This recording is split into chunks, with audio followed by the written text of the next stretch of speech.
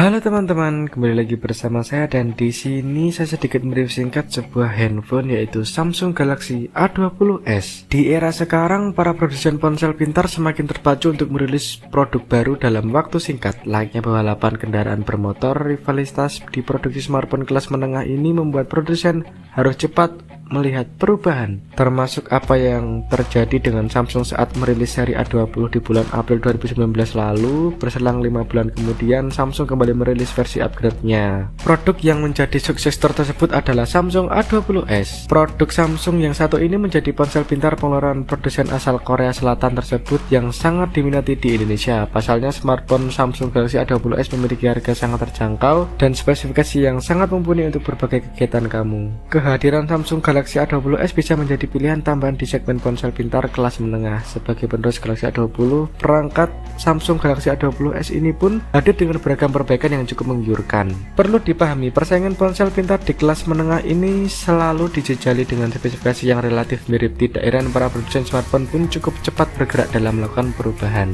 Secara umum, peningkatan utama pada smartphone Samsung Galaxy A20s terdapat pada kamera, display, prosesor, memori penyimpanan, dan sebagainya. Nah, perubahan apa saja yang bisa kamu temukan pada smartphone ini? Berikut saya bahas sekarang. Desainnya sangat minimalis, dibanderol kisaran harga 2 jutaan. Desain yang diusung oleh Samsung Galaxy A20s terbilang cukup sederhana dan minimalis. Meski demikian, penampakan perangkat smartphone Samsung Galaxy A20s ini tidak lantas terlihat murah. Menggunakan bahan polikarbonat sebagai body covernya, Samsung menghadirkan sentuhan akhir yang menyerupai kaca pada bagian belakang Samsung Galaxy A20s. Berbeda pada pesaingnya yang menggunakan warna gradasi, Samsung masih senang menggunakan warna tunggal. Penggunaan finishing solid dengan sentuhan serupa lapisan kaca tersebut membuat perangkat smartphone Galaxy A20s ini terlihat jadi lebih elegan. Sayangnya lapisan ini juga membuat perangkat smartphone Galaxy A20s menjadi mudah kotor, sehingga penggunaan softcase tambahan pun akan sangat disarankan untuk mengurangi risiko cepat kotor.